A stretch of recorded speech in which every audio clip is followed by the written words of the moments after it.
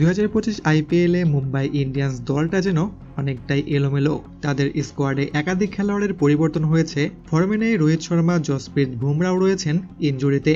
একাদশে যেসব খেলোয়াড়রা রয়েছেন তারা মুম্বাইকে জয় এনে দিতে পুরোপুরি ব্যর্থ। তাই তো মুম্বাই ইন্ডিয়ান্সের পরপর 2 ম্যাচে এমন হারে হতাশ মুকেশ আম্বানির ছেলে আকাশ আম্বানি। প্রথমে টসে হেরে ব্যাটিং করতে নামে গুজরাট টাইটান্স এবং গুজরাটের টপ অর্ডারের 3 জন ব্যাটসম্যানই দুর্দান্ত ব্যাটিং করেন। গুজরাটের ক্যাপ্টেন গিলের ব্যাট থেকে আসে 38 রান, বাটলারের ব্যাট থেকে আসে 39 রান, সাই সুদর্শন 41 বলে খেলেন 63 রানের ইনিংস, আর তাতে 8 উইকেটে 196 রানের চ্যালেঞ্জিং স্কোর দাঁড় করায় গুজরাট। মুম্বাই এর জবাব দিতে নামলে মাত্র 8 রান করেই আউট হন রোহিত শর্মা। 35 রানের মাথায় মুম্বাইয়ের আরেক ওপেনার আউট হন মাত্র 6 রানে।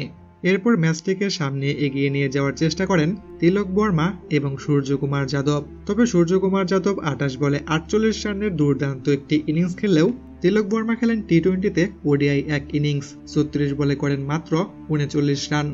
এরপর ব্যাটিংয়ে এসে হার্দিক পান্ডিয়া এর থেকেও বাজে ব্যাটিং করেছে।